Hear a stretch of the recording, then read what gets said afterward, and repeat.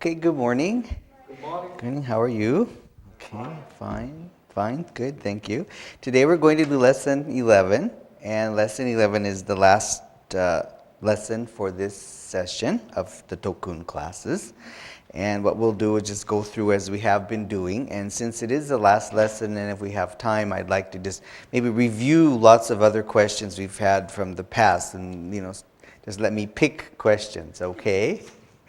And I think what we'll do is just start. And as I said, what I've been doing the last few times is reading what my answer would be. Okay, because people have said that maybe why don't you just give what I would say, and then the pronunciation is there also besides the content is how I pronounce certain words. Okay? All right, so first one here, the question is, what is the average life expectancy of the Japanese? And why do they live so long?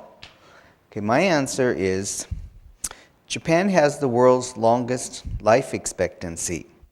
The average male lives 79 years and the average female lives 86. One reason why the Japanese live so long is because of the low infant mortality.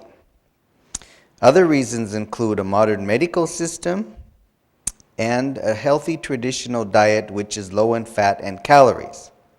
From a nutritional point, the traditional Japanese diet is well balanced. Okay, as you see, I've cut out some of the information because it is long. There's nothing wrong with the information given, of course. It's just long. So to make it short, I've cut out a few things. Okay? You look like you have some questions. Are you okay? All right, let's see what your answer is. What is the average life expectancy of the Japanese, and why do they live so long? According to our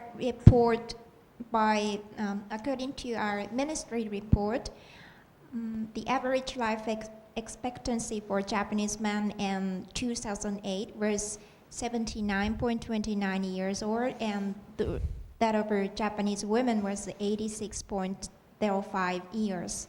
Okay. There are several reasons for this longevity. The biggest reason may be food. Japanese usually eat a well-balanced diet and low-calorie food.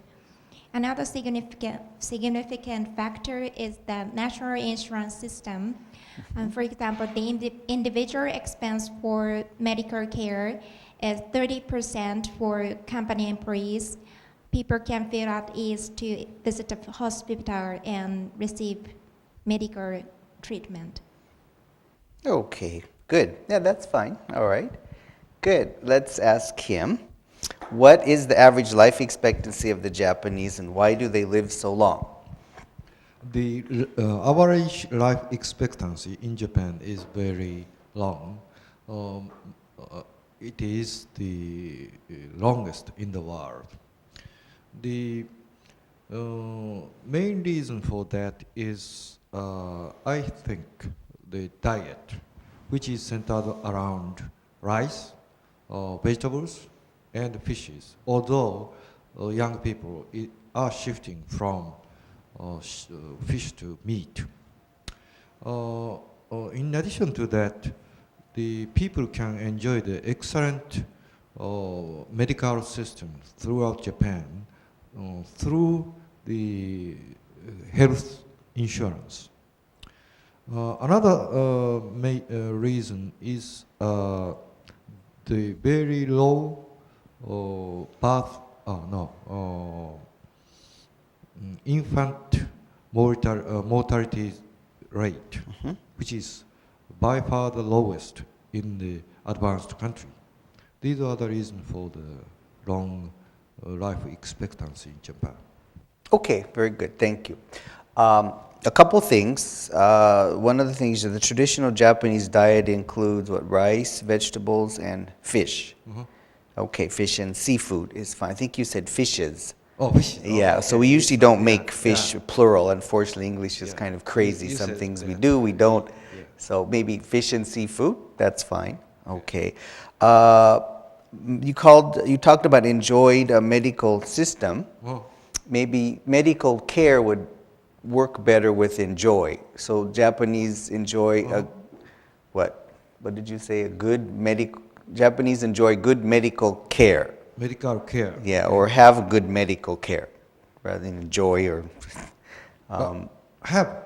Yeah, actually have works better. Enjoy medical care is a little so Japanese have good medical care. Good medical care. Yeah. Okay. Good. Everything else I think is fine. One thing I am not an expert on this, but I believe the longest life expectancy in the world for women is in Japan. I think men is number 3. Yes. Yeah. So the longest for women so maybe in your answer it sounds like both men and women is the longest. So maybe you need to specify that, the average life expectancy for men is about 70, what did you say, about 79, and the average life expectancy for women is 86. This, for women, this is the longest in the world. Okay. To make it more clear that it's not for both men and women, but for women, this is the longest in the world. Okay. Now, you mentioned about the Japanese diet and things. Do you think Japanese really are eating a well-balanced diet nowadays? Nowadays, I don't think so. Young people prefer meat to fish. And also, some people don't eat breakfast. Okay. And so I don't think the nutrition are well balanced for especially for young people. While all the elderly people have well balanced because their parents provided well balanced diet with them. Provided them with well-balanced diet. Okay. So, all right, yeah, I think it tends to be two extremes. Older people have a well-balanced diet. The younger people have kind of a real mixed-up diet. What about, middle-aged people? They're kind of in between. What do you think? Middle age, it depends. If they have kids, they care about the balance of diet. But if they are single, they don't care about. That's true. They might not pay as much attention. It depends. Okay, good. Let me ask her, do you think in the future Japan will continue to have such a high level of longevity, Japanese will continue to live so long in the future? Do you think Japan will continue? Or Japanese will continue living so long and have such a high, life expectancy? It is true that nowadays Japanese tends to like the Western food, tend to have a Western style meal instead of a Japanese traditional meal, healthy food. But some people pay much attention to their health, and they started to place the importance on their healthy food for traditional Japanese food. So the life expectancy of a Japanese will keep the first or second rank. Okay, so you think it'll in still the future. continue? Okay, that's very possible. Yeah, I think, it's kind of embarrassing. Everyone says, "Oh, you eat Western food, you die early," and I'm from the West, and so I always laugh and say, "Yeah, there is a lot of food. Maybe it tastes good, but it's not the most healthy food." Although my feeling is Japanese nowadays, I think, in my opinion, Japanese eat, kind of healthy, not so healthy. I think the trick of the Japanese is they don't overeat so much. And so, compared to the amount of food Japanese eat compared to maybe like Western, especially Americans, it's much, much less. So even though some of that food is not very healthy, they're not eating very big portions. Okay, so it's, nowadays if you look at, part of the problem is, you go to the supermarket and you find that meat and chicken is so much less expensive than fish. Fish is like a luxury item, so you can't eat fish all the time. Maybe you have to get some, little ones or cheap ones. So eating fish is kind of also an economic issue. But I think Japanese eat less food, for one thing, even though some of it's not healthy, because there's all kinds of pastries and okashi and all kinds of things. And so that's one of the reasons. Another reason is, I think Japanese might continue, though, to live longer lives, is just the development of medicine, right? New inventions, new innovations. Nowadays people take pills. If they have high blood pressure, you take a pill. If you have high cholesterol, you take a pill. If you have high uric acid, you take a pill. So if this continues, maybe the medicine will let people live longer, even though they might not be very healthy. They can still live. Okay. So those are some interesting points for me that you might want to think of. Right, and considering what, women do live the longest, men are the third, so that's, very good point. Okay, I thought the last time I read this, Norway was number 1 for men. I could be wrong, and I can't remember, but I thought Norway was the number 1 country for men. And I can't remember number 2. I could be wrong, or it could be an old list I read. Maybe I better update myself. Okay, all right. If you don't have any questions, let's go to number 2. I maybe have some more questions on diet and food later. Okay. Anyway, question number 2 is, what do you think of the numerous bicycles illegally parked around stations and on streets?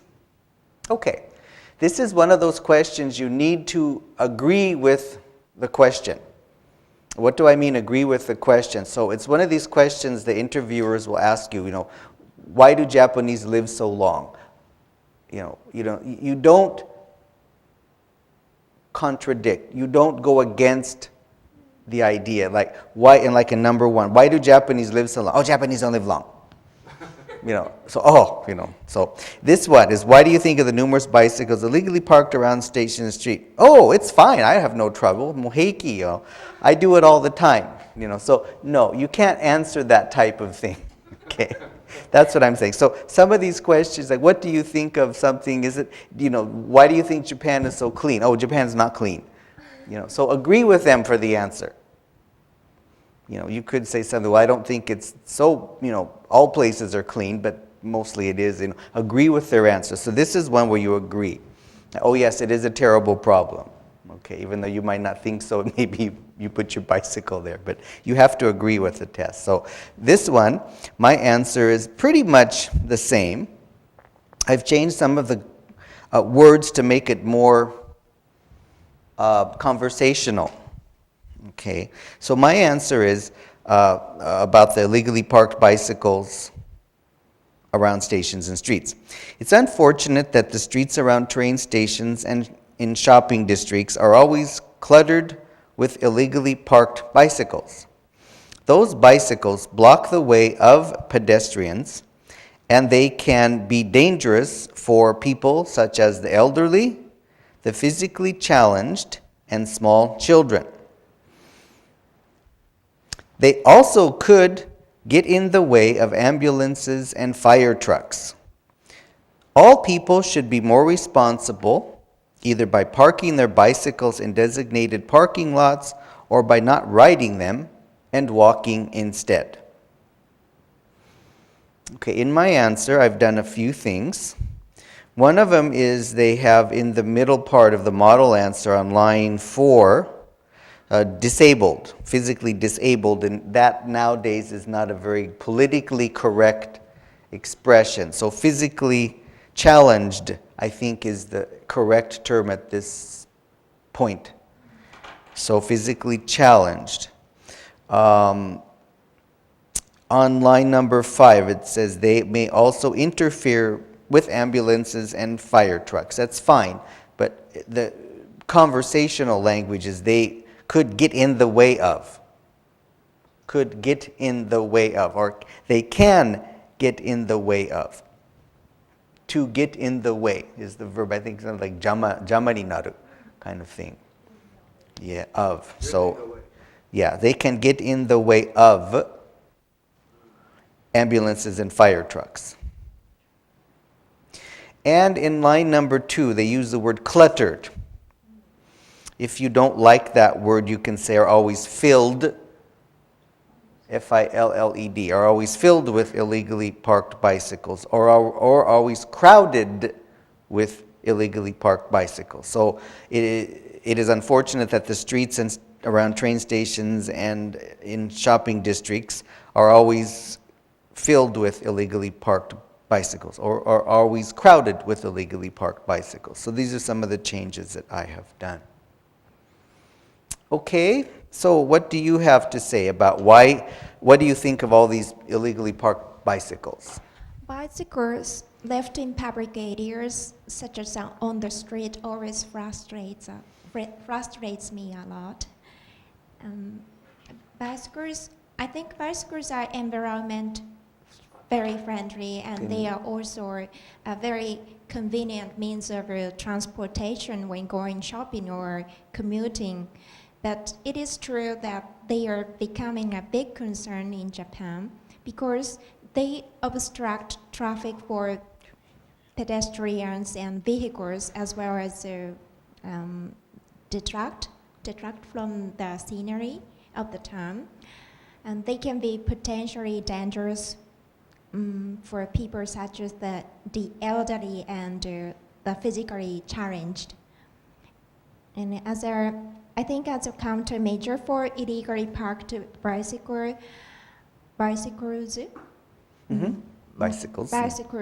a large number of parking lots for bicycles, for free or at inexpensive rate, should be more constructed by local government. Okay, good. More should be constructed. Should be more constructed. No. But what are you saying? Parking lots.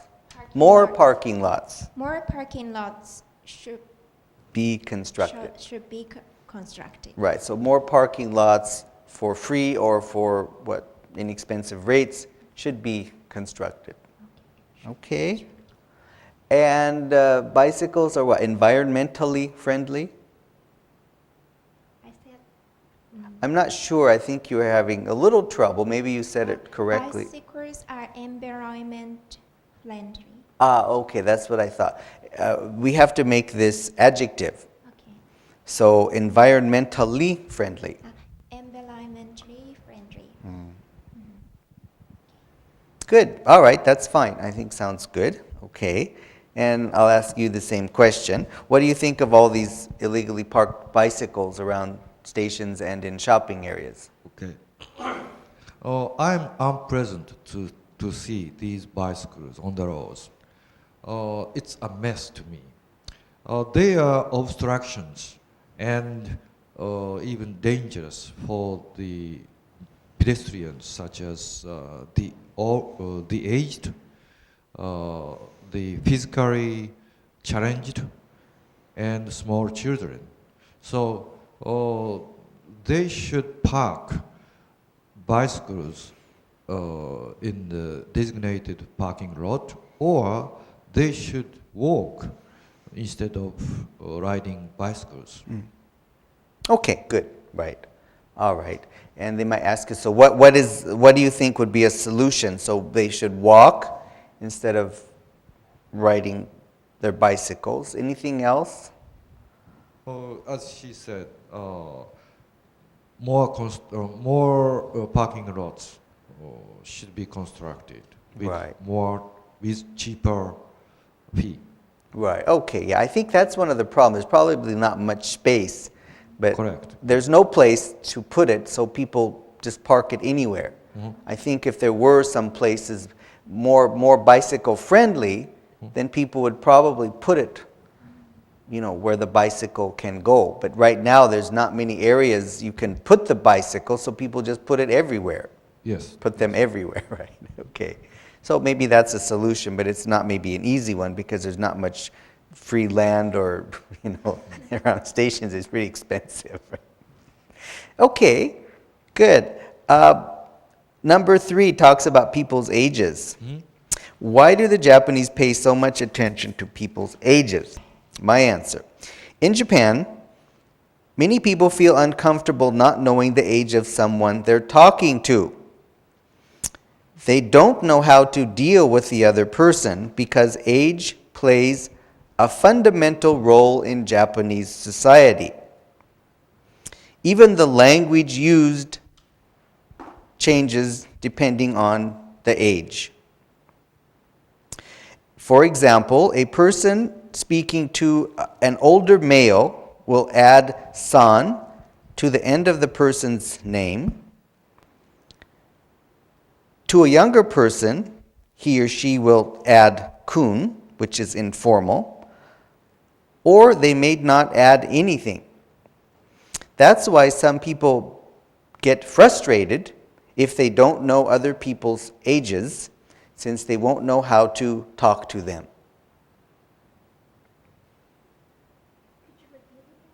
Oh, let me see if I can. Which one? The middle. Yeah, I made some changes. So one of my biggest changes is on line number 3. They have here, because age-based ranking is fundamental. Age-based ranking sounds a little not so good. It's a little kind of not common. So I would put because, my answer is because age plays, P-L-A-Y-S, age plays a fundamental role. Plays, P-L-A-Y-S. Age plays a fundamental role, R-O-L-E, in Japanese society. Even the language used changes depending on a person's age, or depending on age. For example, a person speaking to an older male will add san to the end of the person's name. To a younger person, he or she will add kun, which is informal, or not add anything to the name. That's why some people get frustrated if they don't know other people's ages, since they don't know how to talk to them. Okay? Here, a few changes again, like the last sentence is people get upset. Upset is a little stronger than frustrated. So that's why I use frustrated. They kind of get a little like, but upset can be very angry. So I just say frustrated. It's a little annoying. People can get annoyed. Yeah, if they don't know other people's ages. What I have done here in the model answer, they say, a man speaking to someone older will add san to the person's surname. That's not always correct because I know some women do the same. They add san to people's name. Women also say, nani-nani-kun. So rather than a man speaking to someone older, I put a person speaking to an older man, right? Because they're talking about adding kun, which is not used usually for girls. I mean, sometimes people joke, but it's normally not used. So if you see what I mean, a person speaking to an older male will add san to the end of the person's surname. A person speaking to a younger male will add kun, which is informal, or might not add anything. Okay, so there's some ways to change this, but the flow is to older males people add san. To younger males, meaning males younger than them, they add kun, or they don't add anything. Okay, so let's try. What do you have for an answer about why do the Japanese pay so much attention to people's ages? In Japan, seniors are respected because of the age, which has been common from the ancient time. in Japan. Okay, ancient times Ancient times. sounds better, yeah. Yeah, in Japan. Well, ancient time is okay. Yeah. Okay, sorry. Which was affected by Confucianism.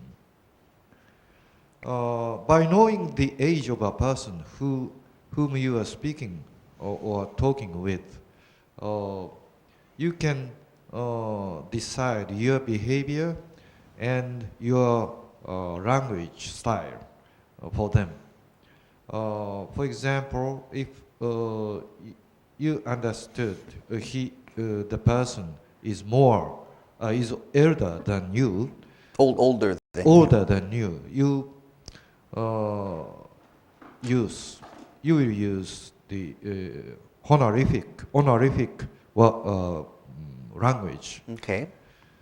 and also you behave with more a brighter attitude and also courteous attitude. Okay.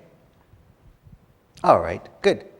Yeah, you're talking about ancient time, ancient times. I think plural is the better. Since ancient times. Okay. Yeah, since ancient time we did. Yeah, ancient times sounds better. All the times is okay. Okay, old times. Yeah, that's okay. I think old might not be, maybe 50 years ago.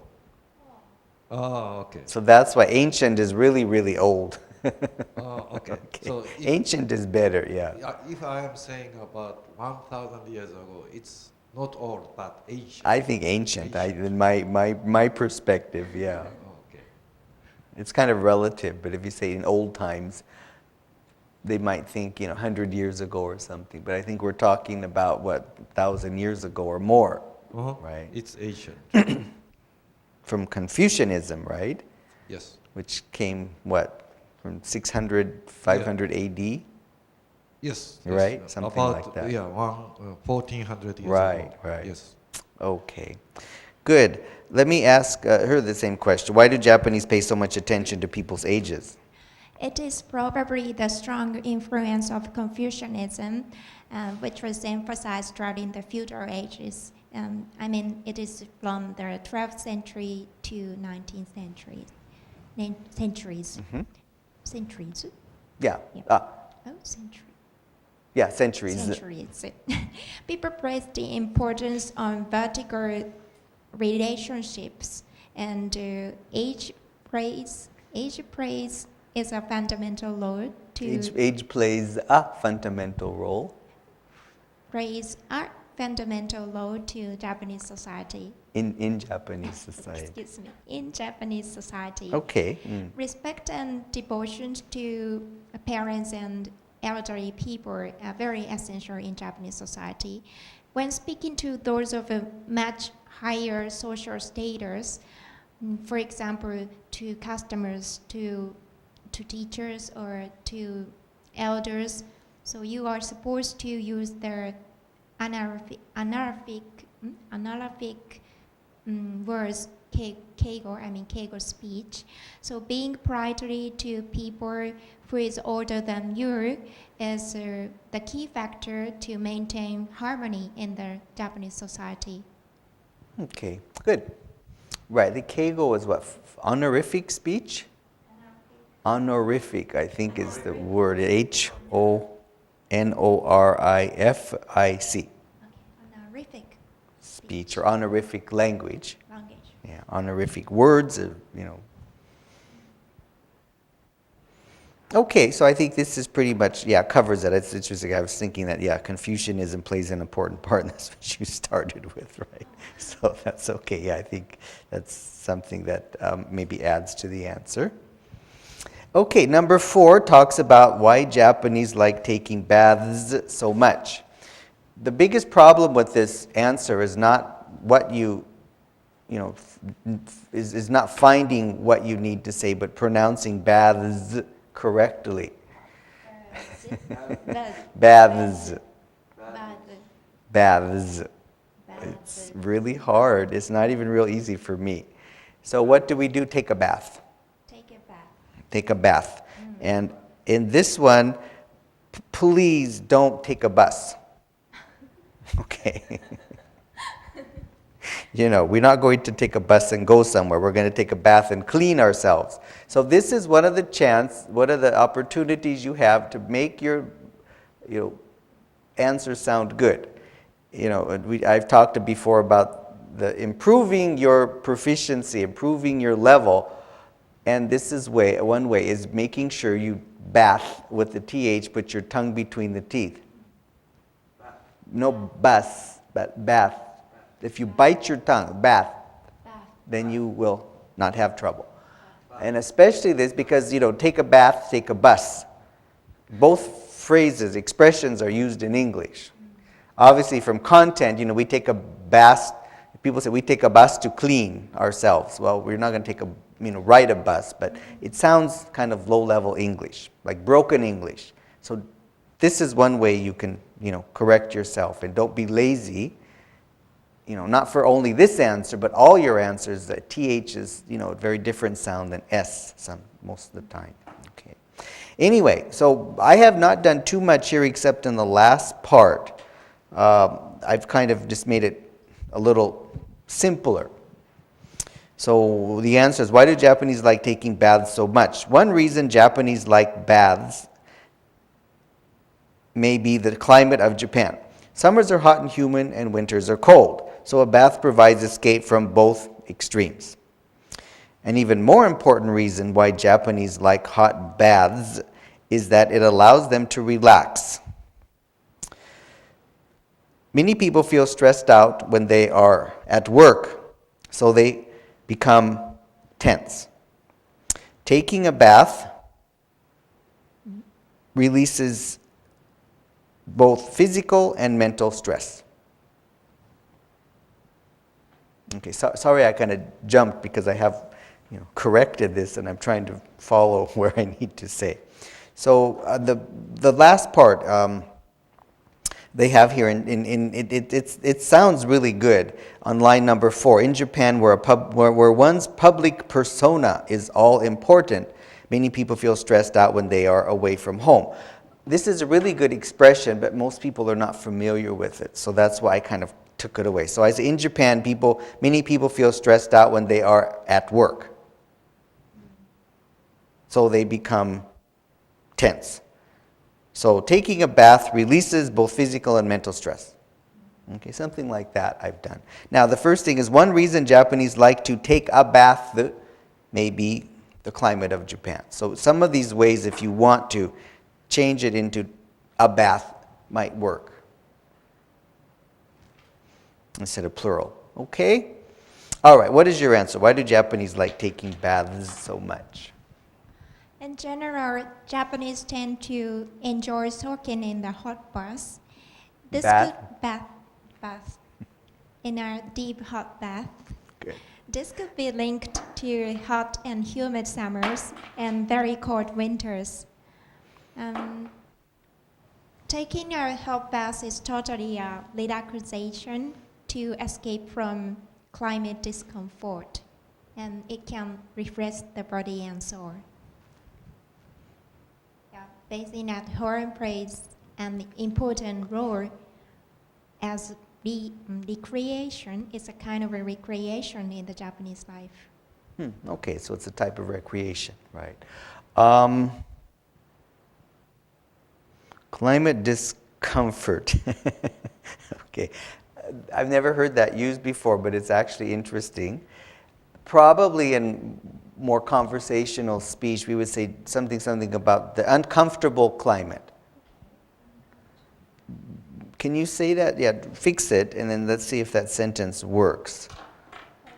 Taking a hot bath is totally a relaxation. Is it, okay, taking a bath is, let's say taking a bath is total relaxation. Total relaxation to escape from uncomfortable climate. Yeah, okay.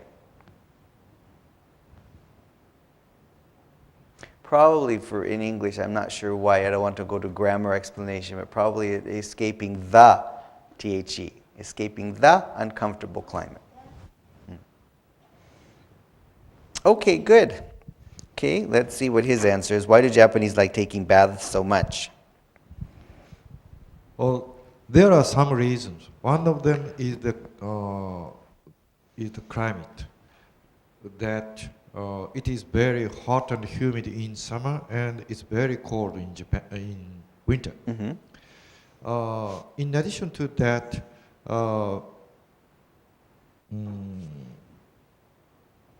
Japanese work hard in the companies. So after that, they can relax by taking a bath. Mm-hmm. Another reason might be cost for running water, which is very cheap in Japan compared with the Western or Asian countries. These are reasons for taking a bath so frequently. Okay, good. All right. I did not add it to my answer, but you know, some people also say Japanese like taking baths, or Japanese like to take a bath because Japanese like to be clean. Oh, yes. Right? So Japanese like clean things. Japanese like to be clean. Mm-hmm. So that's one reason why people also take a bath, is because it is nice to feel clean. Mm-hmm. So the hygiene is very high in Japan. You said like to be clean. Mm-hmm. Okay. Like to be clean, like to stay clean. Works. Stay clean. Yeah. Which also reminds me, is in question number 1 about longevity, actually hygiene is also another important factor. You know, cleanliness. Oh, yes. You know, because Japan, it being a clean country, people don't get sick very often. But in other countries, unfortunately, that are poorer, they don't have real good water. They have, you know, not such a good disposal system for water and things, and it's kind of dirty, could be dirty. So that also will create disease and people get sick. But in Japan, being a clean country, there's not that, you know, problem. So that's another reason why Japanese live longer, is because they don't get sick because of poor hygiene or lack of cleanliness. You said poor. Poor hygiene. Poor, P-O-O-R. Do we use the expression poor hygiene? Good hygiene and poor hygiene, P-O-O-R. Oh, poor. Oh, Poor, okay? Poor. Okay. Okay, that sounds fine. Let's go over question number 5. It says, how has the family changed over the years in Japan? Again, I've changed this to a little bit more conversational type answer. Before World War II, the eldest son inherited the family property by law. However, when this system ended after the war, many people migrated to the cities, the number of arranged marriages declined, the number of nuclear families increased, and the husband and wife gradually became the center of each household. Okay? So, before World War II, the eldest son inherited the family property by law. However, when this system ended after the war, many people migrated to the cities, or moved to the cities. The number of arranged marriages declined, and the husband and wife gradually became the center of each household. Okay? If you listen, you've noticed that I have here the number of arranged marriages declined and the number of nuclear families increased. Why do I put that in there is because in this sentence, if you start on line 2 at the right, it says, when this system ended after the war, many people migrated to the cities, arranged marriages.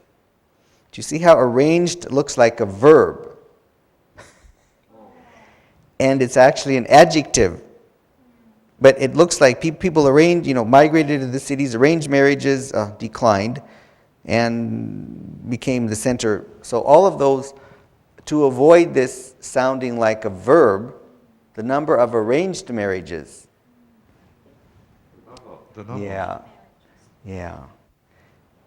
So rather than, when I first read this, I thought, oh, people migrated and arranged, and oh, no, arranged marriages declined. So I just changed it a little bit so it sounds easier to understand. Okay, how has the family changed over the years in Japan? Before and after the Second World War, before and just after the Second World War, 3 generations lived together, which has been common in Japan. But now, young people, young generations live only with their children. And it's partially because in Japan, the excellent healthcare system was established throughout Japan. And in addition to that, young people strongly wish to live comfortably without taking care of parents. That might be the reason for, that might be the current situation of family. Okay. All right. Yeah. Yeah, so they don't want to take care of their parents, so the Kaigo Hoken takes care, right? Yes, that's the reality. All right, let's see her answer. I have some other comments, but let's see what your answer is. How has the family changed over the years? Lifestyle in Japan dramatically changed after World War II, when large numbers of people moved from the country areas to the cities in order to make their livings as workers in the factories and offices. A traditional Japanese household used to consist of 3 or some more generations of the same family living together under one roof. However, households today tend to consist of parents and children, with grandparents living separately. Separately. Separately. Right. Okay, good. Yeah, I do think this moving to the city created a lot of nuclear families, right? Because traditionally people lived on the farmhouse, maybe in the countryside, in 3 generations in one house. But because many people moved to the city to find work as as a employee of a company, which is fine. Work in factories and offices, that your answer is fine. But they worked as employees in companies, so therefore they could not live with their parents and grandparents. Okay, so I think this is fine. Let's go to number 6. This question asks, what do Japanese children want to be when they grow up? What are popular occupations? Okay, now, my answer maybe isn't very good, but I've used the term dream occupations. Yeah, some dream occupations are, and then it just lists the occupations. So depending on how you want to say this, as a book is actually very good. I think, Japanese boys dream about becoming baseball players, and girls dream about becoming florists or something. So this is very good. I've just given you a different option. So my answer is some dream occupations for boys include pilots, doctors, and professional baseball players, especially in the U.S. Major League teams. Because players such as Matsui and Ichiro have served as role models. For girls, many dream occupations include singers, actresses, hairdressers, bakers, and so forth.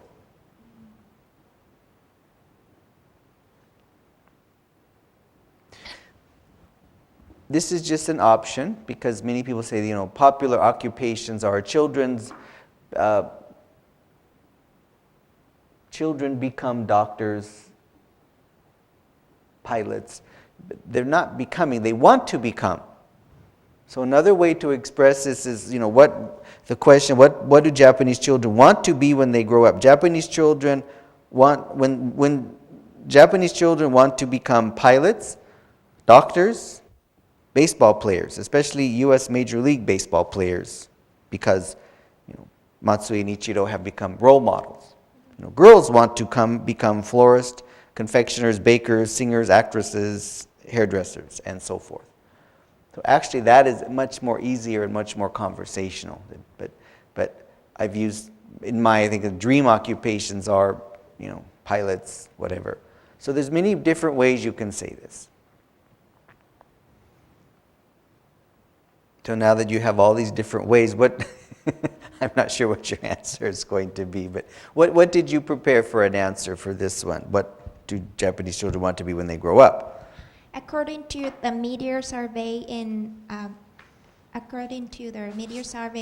2 years ago, some dream occupation of boys are baseball player is ranked first, and followed by football player and scholar or scientist among scientists. When it comes to girls' dream, an owner of restaurant is more than half the numbers. And kindergarten teacher and nurse are followed. Nurse followed. Followed, excuse me. Yeah, okay. Nurse followed. Followed. Followed. Okay, so according to probably the media, media. According to media. Yeah, and then you have is, something maybe was is maybe better. Okay. What did you have? Number one is baseball player. Number one was. Was ranked first. Yeah. Okay. Actually, that's very good. It's very interesting because I've heard other students mention scholars, and it's very, very strange. The reason I say this is because children don't even know what scholars are, do they? I don't know what the Japanese term you're using, but scientists maybe, or researchers. Yeah, but scholars, I'm not sure. Children don't know what scholars are. It sounds like a boring job. Do you remember if there was a Japanese term? What did they say? Do you remember what Japanese word did they use? Do you not remember? Gakusha? Hakase? Yeah, I'm surprised children would choose this.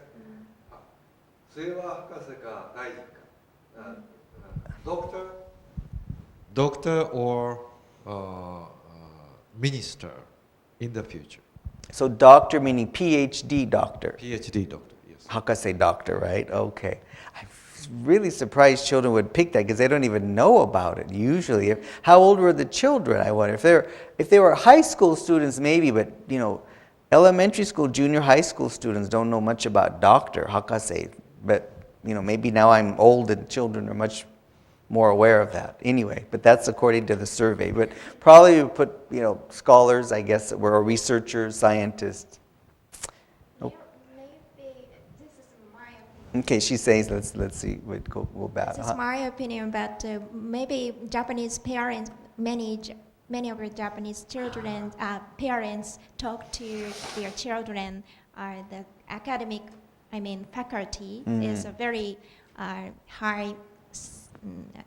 They have a very high social status and they're very high ranked in the society. So that's why the children want to be a scientist or something like that. Okay. Yeah, maybe it could be the parents' influence more nowadays. So hakase ni na, become a PhD, we would say a doctor, Okay, good. You answered. Right, so his turn, yeah. You answered already, so his turn. He didn't even answer. We were talking about this. Okay. So what do children want to be when they grow up? Okay. Children's dreams are changing. 30 years ago, for boys, a dream for many boys was a professional baseball player, and for a girl, many Girls. for girls, a dream was teacher. Okay. But now, for boys, a professional soccer player is number one, and followed by a professional baseball player, including the U.S. Major League team player. For girls, a dream for many girls is I forgot, confectioner or sweet shop sales clerk, followed by TV actor or TV star, singer, and so on. So it's changing. Okay, right. All right, good. So they want to work as a, what did you say? Sweet shop. Sweet Sweet shop sales clerk. Sales clerk. I thought they would want to make it, but they just want to work there. Yes. Oh, okay. And also, I checked the internet result for this kind of things. And said just in Japanese, okashiya-san. Okashiya-san means confectioner or sales clerk. So I couldn't understand which one. Yeah, so you don't know I whether put two.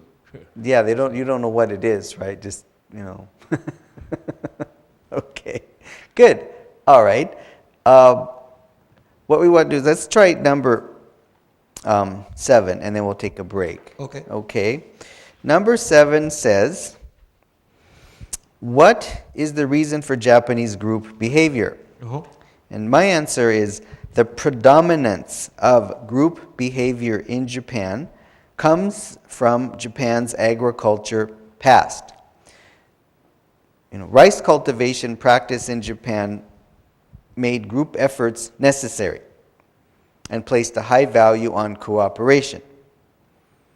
However, I think the biggest reason for the group behavior in Japan is based on Article 1 of Prince Shotoku's Article 17 Article Constitution. Article 1 emphasizes maintaining harmony and avoiding conflict. And I think this is also very important. Okay. Okay? Yeah, something, I think the biggest reason is the Article 1 of Prince Shotoku's 17 Article Constitution. Article 1 emphasizes maintaining harmony and avoiding conflict. And of course, this is a common theme throughout Japanese society since his time. Okay? Now the other thing, I left this as it is on line number 2, rice cultivation. They have wet rice cultivation. I don't think it makes much difference. Just rice cultivation. Practice in Japan made group efforts necessary and placed a high value on cooperation. It's very nice. It's not real conversational, but in Japan, group effort was necessary to grow rice. Is another way to say that. So, okay, so what do you have for the reason for Japanese group behavior? Okay, in Japanese society, harmony and cooperation is a very important virtue or morale. As a result, people behave as a member of a group which they belong to instead of an independent outside of the group. These behaviors come from agricultural past in Japan. When they grow rice in the paddy field, they have to work jointly, such as irrigation, planting young plants and harvesting crops. So naturally, the harmony and cooperation was grown, grew. Yeah, was grown. Cooperation grew. Grew, which was inherited by the today's Japanese. Okay, good. All right.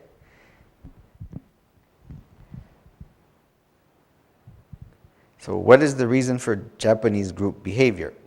I think it might come from Japan's agriculture past. Rice cultivation has long been practiced in Japan. It made group efforts necessary and placed a high value on cooperation. In modern Japanese society, harmony and group behavior are still emphasized in the society.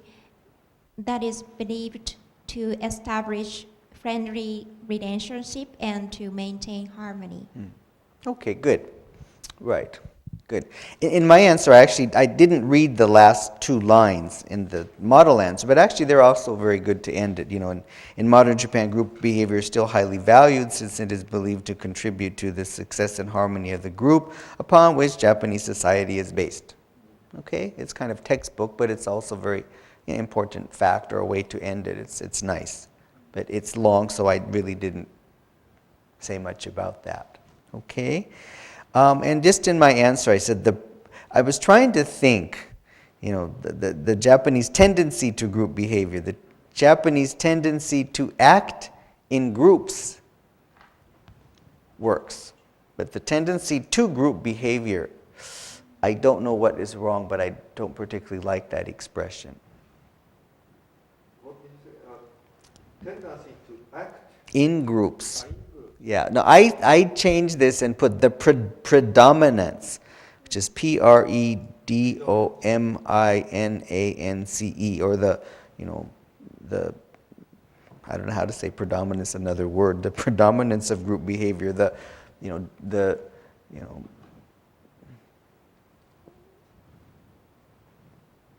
know the word predominance is something that says that the majority kind of thing, the overwhelming amount of group behavior in Japan comes from Japan's agriculture past. So that's something like predominance means the amount of or great amount of. Okay? Yeah, I was thinking of you, the prevalence of group behavior in Japan comes from Japan's agriculture past. I was just thinking it might be more difficult for people to pronounce, but it's fine. Prevalence. Yeah. Okay. All right, what we'll do is we'll come back and finish the rest of these, and then we'll probably spend most of the, probably won't take so long, so we'll spend a lot of time looking at review questions, and I also just have a few, just take some easy questions from the Sanbyaku-sen book. Okay? All right, so see you in a few minutes. Thank you. Thank you. Okay, we'll continue, and we'll go to question number 8.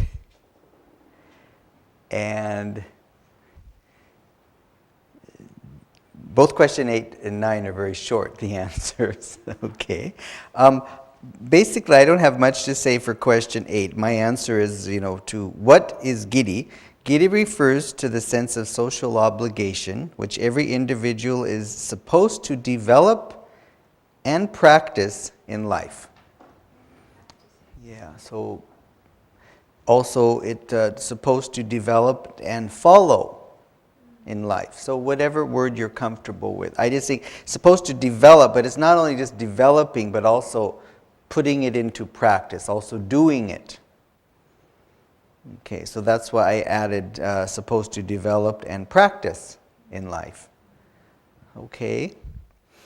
Now, I'm not sure what your answers are. We'll talk about this in a little bit, but anyway, you have the mic. What is your answer? What is giri? This is exactly the same. With Okay, what I'm finding is everybody loves this answer, which is good. So, Giri refers to the sense of social obligation, which every individual is supposed to develop and practice in life. okay, how about him? Maybe he has something to add. Okay, so what is giri? Oh, giri is the sense of social obligation. If someone does you a favor, you are supposed to reciprocate the favor in the future. So, yeah, that's all. Okay, right. So most of these answers are short. He also uses this. So if someone does a favor for you, you are supposed to reciprocate, which is fine. If you don't like that word, you could say you're supposed to pay back. Payback. Okay. Right, pay back the favor. So that's also, but reciprocate is fine. If I could spell it, it's reciprocate, I believe. Can I say return? Yes, that's fine also, return. So you're supposed to return the favor. Okay. So if somebody does you a favor, you are supposed to return the favor. If somebody does you a favor, you are supposed to reciprocate. Reciprocate. Yeah, now that I wouldn't say reciprocate the favor, but reciprocate is just back. If someone does you a favor, you're supposed to pay back the favor. Okay. In the last examination, I couldn't say reciprocate.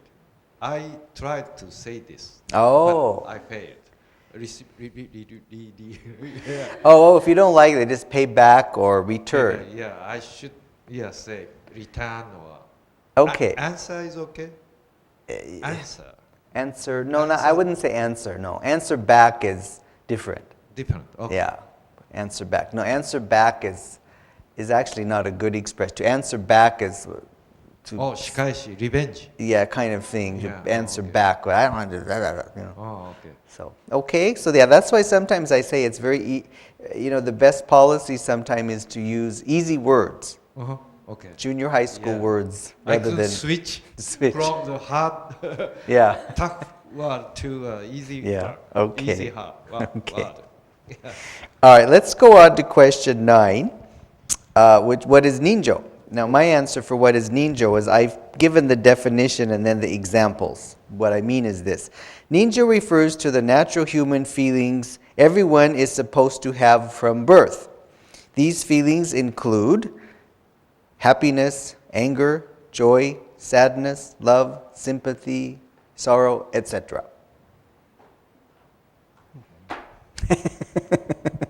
Ninjo refers to the natural human feelings that everyone is supposed to have from birth. These feelings include happiness, anger, joy, love, sadness, sympathy, sorrow, etc., and so forth. Okay, so I just added a few more feelings in the answer that they have love, sympathy, and sorrow, but more common, easier words are maybe happiness, anger, joy, sadness. Can I say angriness? Or? No, anger I think is the noun. Oh, okay, angry. Anger. Anger. Oh. A-N-G-E-R, anger. These are all nouns. Happiness, anger, joy, sadness are all nouns. If you want to use adjectives, then you would say these include feelings of being happy, sad, happy. Angry.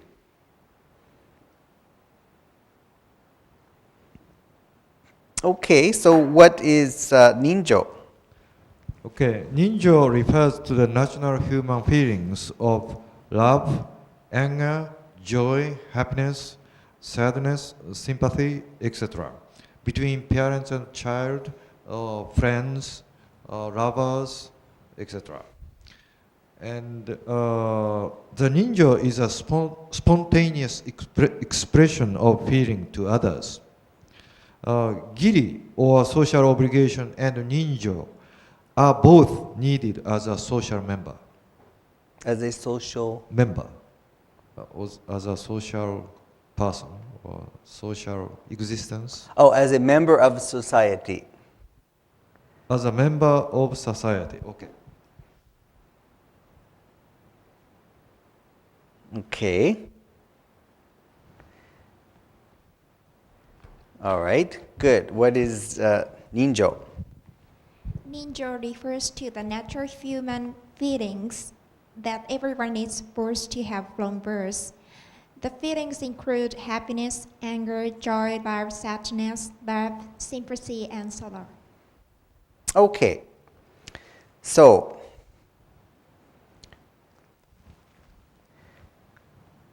are Ochugen and Oseibo giri or ninjo? I think it depends on their situation and the person. If we have a feeling, this depends on the person. Mm-hmm. Because, but in Japanese society is based on their very return favor society. The society based on returning of favors. And favors. Returning of favors. Returning favors. Yes. Returning favors. Mm. So people tends to give send a gift in the mid summer and in the end of the year. Mm. But so that's what depends maybe if it's giri or ninjo. Giri, yeah. Mostly giri. Most of Probably non-percent, how many percent we don't know, but mostly probably the majority is because of giri, right? Okay. Can you think of an example of the conflict between giri and ninjo? What is an example where people have a conflict? Uh-huh. Can you think of one? Oh, conflict. Giri and ninja.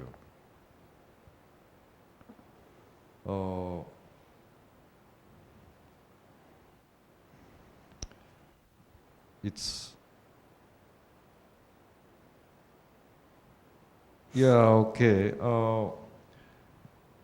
When I was a salaried man, I had a subordinate. From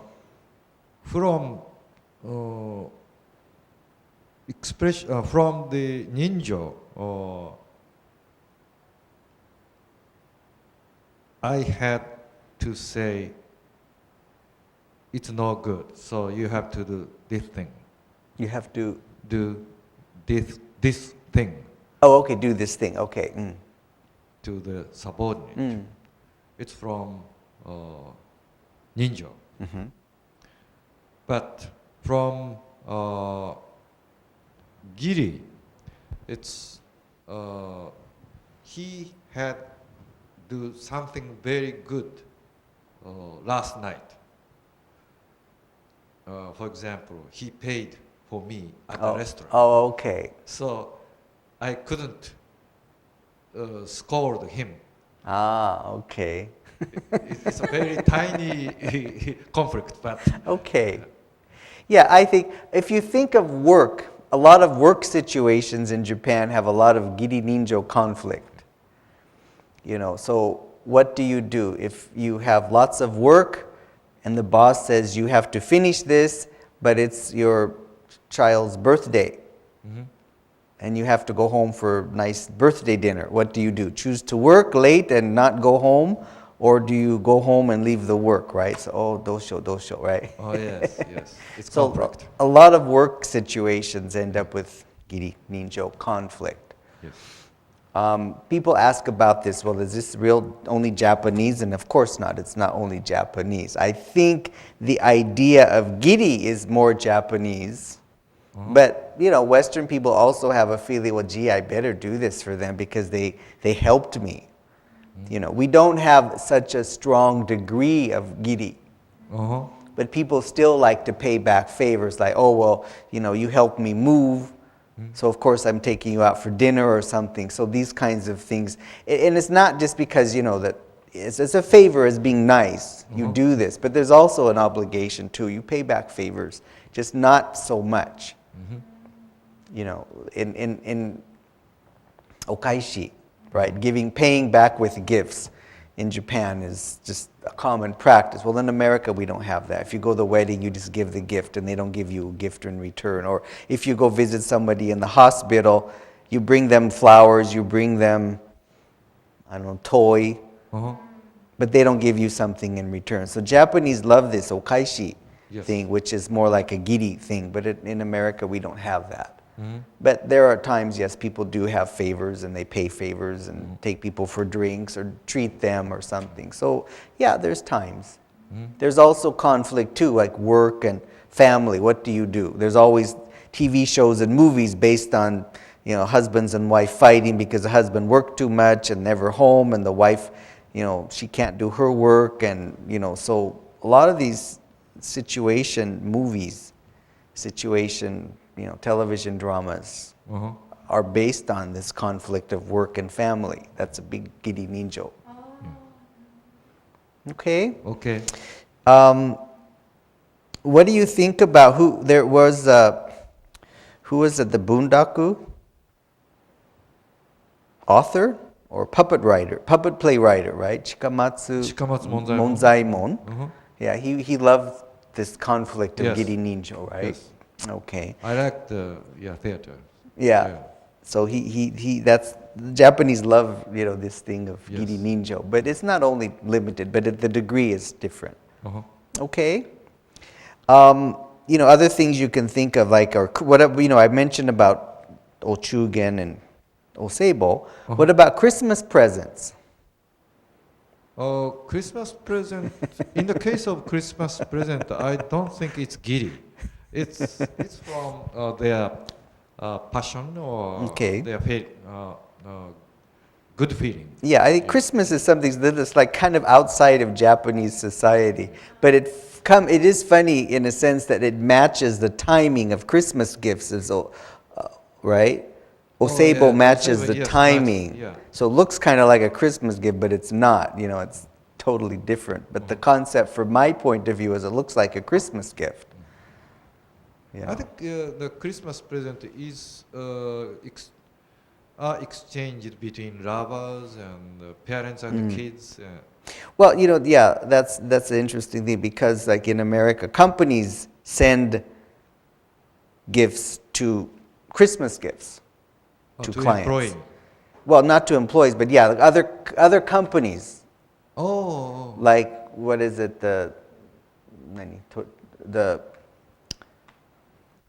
Your clients, not client, your clients. Your clients, you send Christmas cookies or cake or something. So at the year end, people send a lot of Christmas gifts, and it looks like kind of the oseibo type of thing. So if you have an important client that pays you lots of money, is a good customer, you send them things for Christmas. Oh, okay. Is it very usual? Common? Yeah, it's pretty common to get gifts from other companies, I think. Depends, but yeah, a lot of times they're sending Christmas gifts or things. So again, that is interesting. The timing is the same. Oh, but between boss and subordinate, she's asking. Yeah, well, that again, a lot of time becomes a friendly. If you're close, you do it. You don't do it because, he's the boss, boss dakara, I have to give him something. No. You usually give if you're very close and that's the situation. So you don't give because he's the boss, you give because he's your friend and nice guy or nice lady. Okay? Okay. All right, let's go on to this question 10 about this honne and tatemai. And just to mention, this is the same thing also. It's not just something unique to Japan. I think all cultures have, honne and tatemai. Again, it's the matter of degree. The amount of degree depends. Okay? Okay. So, is it true that Japanese, this question is it true that Japanese differentiate between honne and tatemai? depending on the situation. Yeah, it's true. They, differentiate, but like everybody differentiates. So another question, what is, honne, what is tatemai? It's maybe easier to answer. In this question, they talk about tatemai as enunciated principle, and unfortunately, I've never heard of that term before. I would never say that. Tatemai is like what? One's public face? Yeah.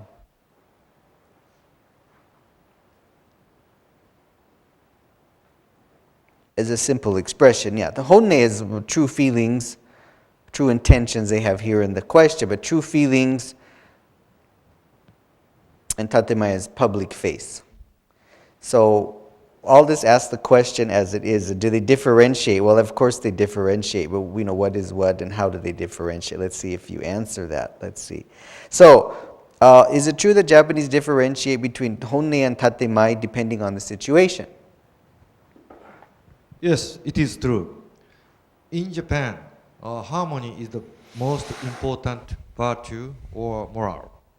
To keep harmony, people sometimes don't express their own opinion, which is honne. Instead, they express tatemai. Tatemai, which is a public face or official stance.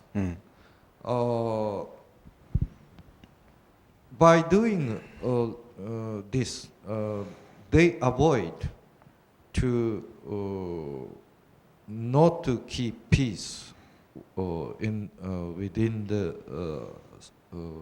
social within society. Right.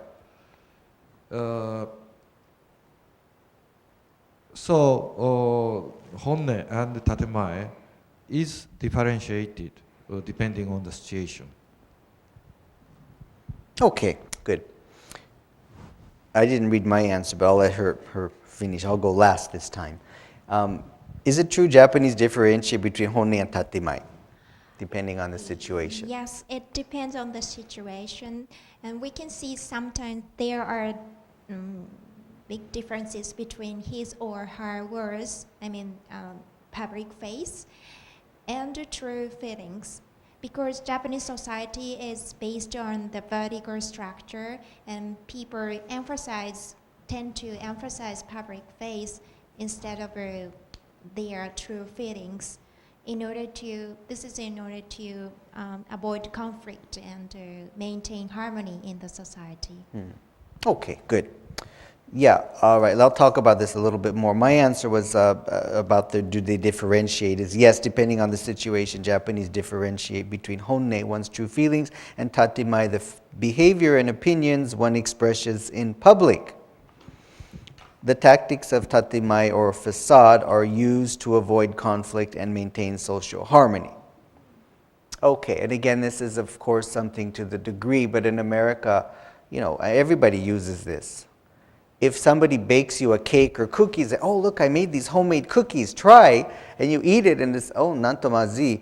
You don't say that, you say, oh, it's interesting taste, or oh, when did you make these, or were these hard to make, or something. You don't say, to hurt people's feelings. So of course, this idea of harmony, but also tatemai is used to avoid hurting other people's feelings. So in that sense, it's used a lot also, in every country probably. You don't want to say things that hurt people's feelings. Another thing also, of course, it's a sad situation, but if somebody is very ill in the hospital, you don't go and see them and say, oh, you look really bad. Even though they do, you don't say that, right? Oh, well, good, I hope you're feeling better, or, how are you doing, So again, it's the degree, and one of the things is, also the tactics of tatemai are used to avoid conflict and maintain social harmony and avoid hurting other people's feelings. So, yeah, is that okay? Yes. Yeah, all right. You understand. So this is not just something only in Japan. I think every culture uses this to some degree. Because you can't say everything you think You won't be very popular. So politicians are famous for tatemai, right? Okay, last couple questions are really important. I'm not going to read an answer for number 11 and number 12 because I think these are your own answers and I think they should be perfected. If you look at question 11, it says, why do you want to be a tour guide? They've asked this for the last 4 years. They usually ask this every year. Sometime, obviously, you know, during the day of the test, of the interview test, they don't ask the same 5 questions from morning until afternoon. They change the questions according to the time. But during the day, at some time, they will ask this probably. So your answer should be very good. You should think about this and say a perfect answer. The thing that I emphasize, and it sounds nice, is to make sure that you say something that is what? You know, two-way. Meaning, you know, I want to do this because I want a job where I can speak English, so I can practice English. You know, that's kind of a selfish, again, so honne de ii, but don't say it, right? Tatemai is, oh, I want to help people. And, you know, hope I can use my English in my job to help people. Okay, so something like that. Make it sound like a two-way, you know, exchange and being friendly and all kinds of things. So you have the mic. Why do you want to be a tour guide? Well, actually, I've been practicing the way of Japanese tea for over 10 years. And I started to practice Japanese calligraphy 3 years ago. And sometimes I conduct public demonstrations on the tea ceremony, mainly for people from overseas, and sometimes conduct our demonstration Japanese calligraphy and in front of them. So I always have a great time showing them our culture and explaining our history, arts, and culture, so all of which I'm very proud of. So, and now I want more people to know about this country, and I'd like to contribute to the mutual understanding between the people who comes from out of Japan, and I want want those who want to experience Japan. Excuse me. I'd like to help people who want to experience Japan. Okay, let's try that. I want, one of the things is out, you said out of Japan, maybe outside Japan? Outside Japan. Yeah, I want to help other people who come outside from Japan, or who come from foreign countries. Okay, who come from foreign countries. Okay, and say the last part again. And now I want more people to know about this country. And I'd like to contribute to the mutual understanding between the Japanese and those who comes from foreign countries, and those who want to experience Japan. Okay, good. Yeah, that works. So say that. Don't change it. Don't change a word. Remember that. Remember it. Practice it. Say it in your dreams when you go to bed at night. I want to be a tour guide because, right, you're sleeping, you can say, okay? Good. How about you? Why do you want to be a tour guide?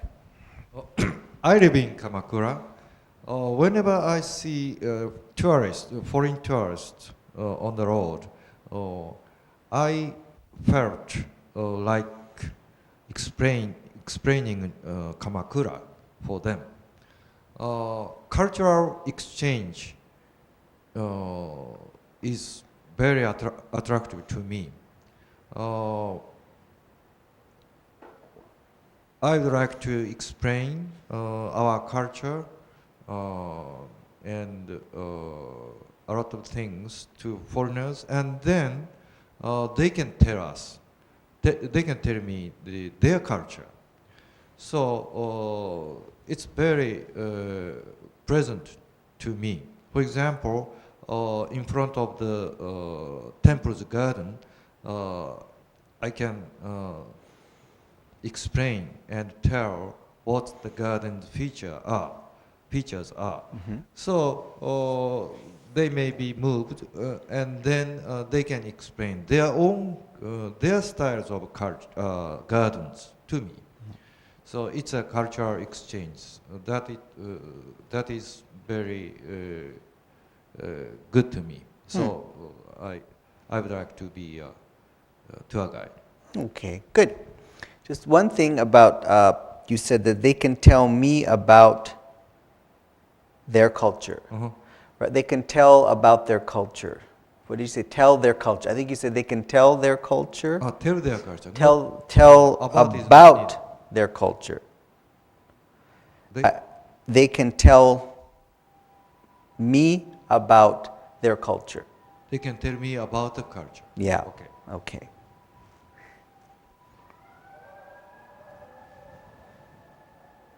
Good. To me, those both sound good. So practice those again and again.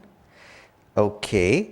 The next question, question 12, is what is the most important thing to be a tour guide? And again, I don't have anything to add to this, but it's interesting to hear your answers first. What is the most important thing to being a tour guide?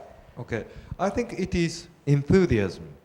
If I am very enthusiastic in guiding and explaining Japanese culture to the foreigners, they will also become eager to learn more about Japan itself and Japanese culture. And then they may be willing to explain their own culture. So enthusiasm is very important, the most important thing to me. Okay. And if I am very enthusiastic, I have to learn a lot more about our history, our culture, and geography. Okay, good. I have to learn. I want to learn. I want to learn. Yeah. It doesn't have to learn. I want to learn. Okay. Okay, good. What is your answer? What is the most important thing to be a tour guide? The number one quality required for a tour guide is hospitality, and organizational skills are very important, I think. And of course, a tour guide should be very professional and knowledgeable of every aspect of the country. On the other hand, a very good personality and a sense of humor is exactly what is needed. Right. Okay, good. Yeah, this is hard to say what is the most important thing, you know. So a lot of people, you know, give lots of important things. I think that's okay. Like you gave lots of things. He based his on enthusiasm, right? Okay. The only thing I would add to this, in my experience, is one thing that you really need is flexibility. Yeah, no, open mind is also part of flexibility. It's like when people tell you things, it's, oh my gosh, this is not good. But you have to be flexible to respond to different situations, to changing things, to problems. When you have, you know, when you have sick tourists, when you have a bus that breaks down, when you have an airplane that's late, you know, when the hotel room is not ready, these kinds of things, you have to be flexible. So you have to deal with lots of things and other people's opinions and ideas and cultural values and things. So, okay. So, what important qualities do you have in particular to make you a good tour guide? Mm-hmm. Yeah, not him or everybody, you. Through my over 10 years experience as in the aviation service industry, I sincerely believe that I'm very well experienced with customer service. Okay. I think the number one quality required for a tour guide is very hospitality, and flexibility is also very important. So I'm very proud of myself having such abilities. good. よかった. Yeah. No, what I'm saying is because, don't, hesitate to say nice things about yourself, right? So, I tell everyone, it's okay to lie, uso de muy, because they don't know you personally, right? So if you sound good, oh, I'm flexible, I'm very hospitable, I'm friendly, they don't know for sure, but it sounds good, right? So for you, what qualities do you have to make you a good tour guide? I have great knowledge about our history, geography, and cultures. For example, I am old person, so I learned a lot compared with younger people. Mm-hmm. And as for cultures, I go watching the puppet theater, kabuki theater many times, and also I live in Kamakura, so I know a lot of things about temples, shrines. So these are almost common, even in Kyoto. The feature of garden. Okay. So I can explain very easily and kindly of these things to foreigners. Okay, good. All right, good.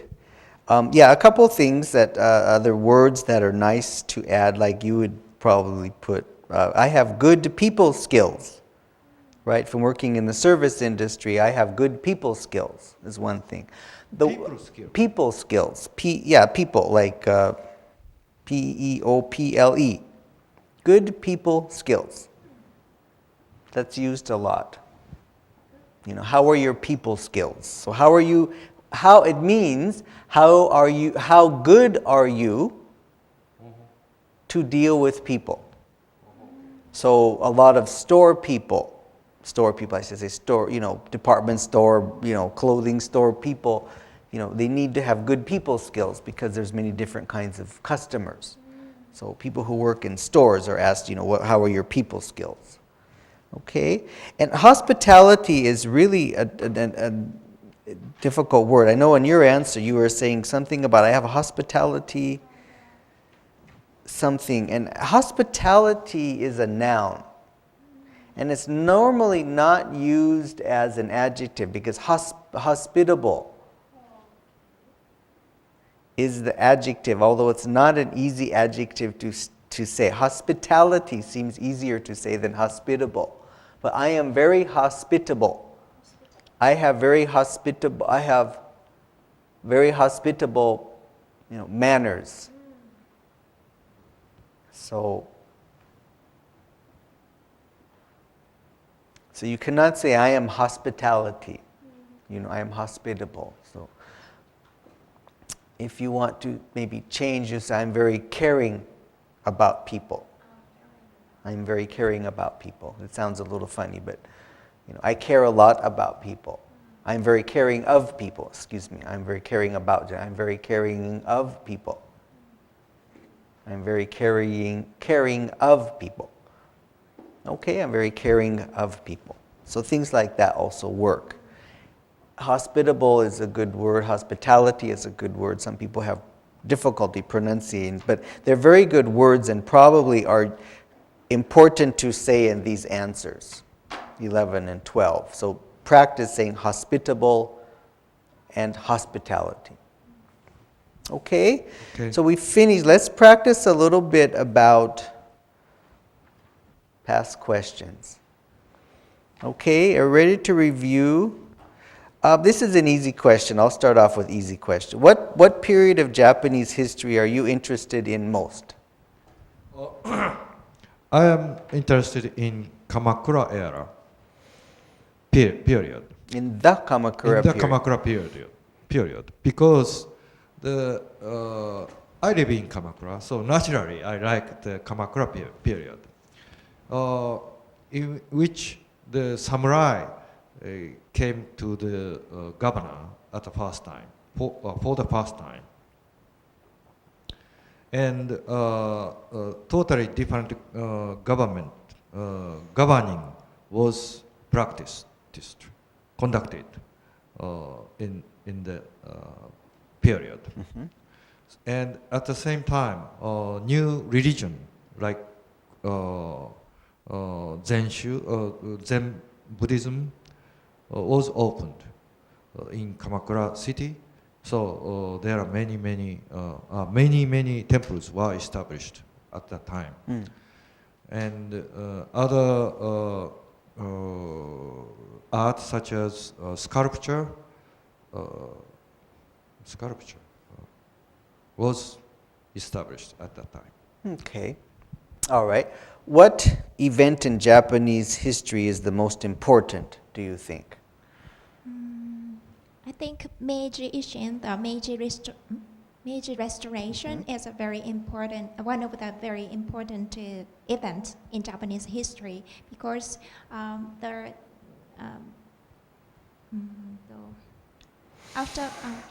feudal age came to end. Came to an end. Came to end. Came to an end. Came to an end in 1868, and the new era. The Meiji Restoration. After the Meiji Restoration, everything has dramatically changed. The people adapted the new environment, imported the Western style, for example, education system, military system, and people improved their technology and import the Western technology. Imported the Western technologies, and the life of the Japanese has very dramatically changed. Okay, so the life of Japanese has... I would not say has, just the life of Japanese was changed. Was changed. Greatly changed. Right, okay, good. One other grammar point, you started out with what? The feudal period came to an end? An end. That's fine. If you don't like to say all that, that's the feudal period ended. That's fine, but what you said is fine. But you need, for correct grammar, it means come to an end. Okay? Yeah. All right. She talked about the Meiji Restoration. Can I ask you, how was Japan modernized after the Meiji Restoration? After the Meiji Restoration, many things were modernized. For example, lifestyles were changed. Lifestyles, okay. Lifestyle was changed. Yeah, lifestyle. Lifestyle was changed, such as clothing and eating habit and education. Those things are were changed very drastically. And also, the government promoted the industries, promoted to activate industries. I mean, heavy industry, such as steel and iron, and so on, shipbuilding, and so on. And also, the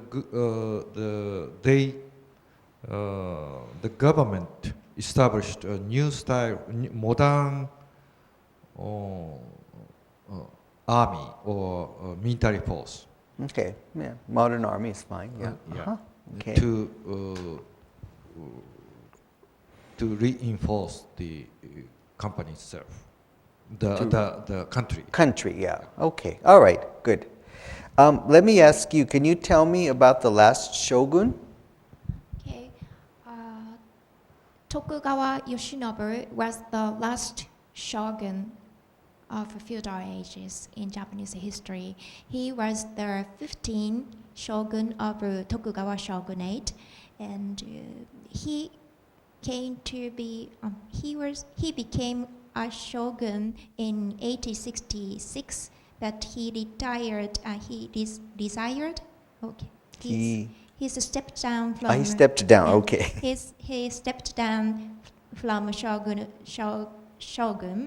in 1868 because at that time, at the end of the Edo period, Japan was forced to open by Western powers, and some feudal daimyo was very worried about the Japan would be colonized by Western power, so they tried to modernize the Japanese government and close. Excuse me. How can I say? Close their thrown away or no? The Edo government. They With his to get rid of. Get rid of their shogunate power. So that is why Tokugawa Yoshinobu stepped down from the shogun. Okay. He was the last. Right. Okay, I was thinking quickly to get rid of, you could say to end, To end. to finish. To finish a feudal government. Right. Okay. Couple grammar things. The feudal lords, a few feudal lords were worried. Oh, the few. So I think you said feudal lords was worried. Oh, So feudal lords were worried feudal lords were worried about. about their Japan would Ah, be okay. colonized by Western powers.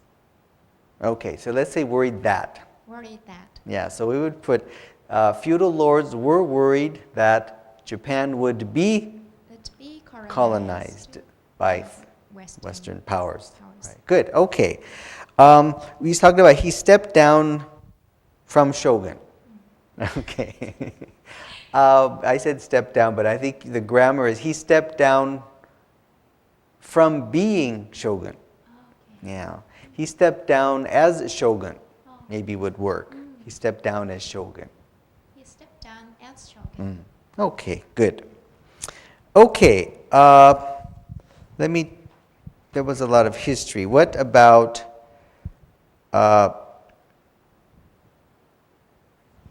the size of Japan? How big is Japan? How big is Japan? Japanese land area is 380 million. No. 38.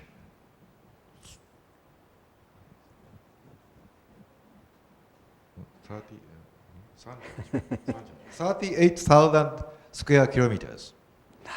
No? 38,000. 38, so 38,000 square kilometers. 38万。Ah, 300. 380, yeah, so be careful. 38,000 is kind of small still. So how big is Japan? Japanese land area is around 380 square kilometers. 380,000. 380,000 square kilometers. Good, okay. And it's very close to that of the California in the States, and also that of Germany and France. Okay, right. So don't forget the number, yeah. 380,000 80,000 square kilometers. Good. Tell me about the geographical features of Japan. What are some geographical features? Okay.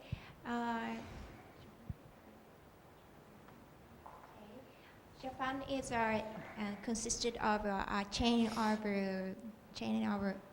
small islands, and Japanese archipelago stretches out 3,000 kilometers from northeast to southwest, and they consist of over 6,800 small islands, and some of which are not inhabited. And the climate differs. That's all. What happened? Are all the islands small? Oh, Japan has four main four, islands: Hokkaido, Honshu, Shikoku, and Kyushu, and over 6,800 smaller islands. And how many volcanoes? Oh, okay. There are about 80 active volcanoes in Japan, and it is 10% over 800 active volcanoes in the world. And there are many hot springs in Japan because of their volcanic activities. Right, and Japan has almost 70% mountainous? Oh, Japan is almost 70% covered by mountains. And the real arable land, the land they can use for farming, is only 13% of the country. Okay, so there's lots of these kind of facts that would be nice to add to this answer. Okay. Okay. One difficult question. How is the Prime Minister elected? Oh, Prime Minister election. It is not like the USA. It's the Prime Minister is elected in the Diet. Elected from among the Diet. From among the Diet. We have two we have two houses, upper house and lower house, and they elect a person, usually from leading party, a top of a leading party, and that's all, I think. Okay, all right, yeah. So it's, if you go into difficult details, it becomes complicated. So yeah, it's elected from among the members of the Diet, and usually it ends up being the head of the majority party. Majority party. Right, head of the majority party. Leading party is... Leading party is fine, okay. sure. Okay. Head of the leading party, right. Okay, good. All right, so I think we've covered everything. This is a good review. Again, just keep on practicing your answers. As I've said before, think of your answer, and it's best to make an answer for every question. And practice the same answer over and over and over so you become fluent, you're used to it, you feel confident. So, if you want to change your answers a little bit, it's okay. But at one point, you need to fix your answer and make it solid. Okay. And then don't change. Just memorize it again. That's my hint for everybody. So that's why you can remember lots of these, facts. Okay. Like topography and geography, these kinds of things. So you don't forget something also. I know you get nervous and it's hard and lots of things to remember, but my suggestion is to do this. And the final thing is to say it out loud. Read it using your voice. Don't just read with your eyes, because saying something is more difficult than reading. Okay? All right, I've enjoyed having you, and I really, it was fun, and I appreciate you using the microphone and let everybody listen to you, and I wish you very good luck for the test, and maybe I'll see you in the next version of the Tokkun class. Yes. Okay? Thank you very much. Thank you very much. I appreciate it.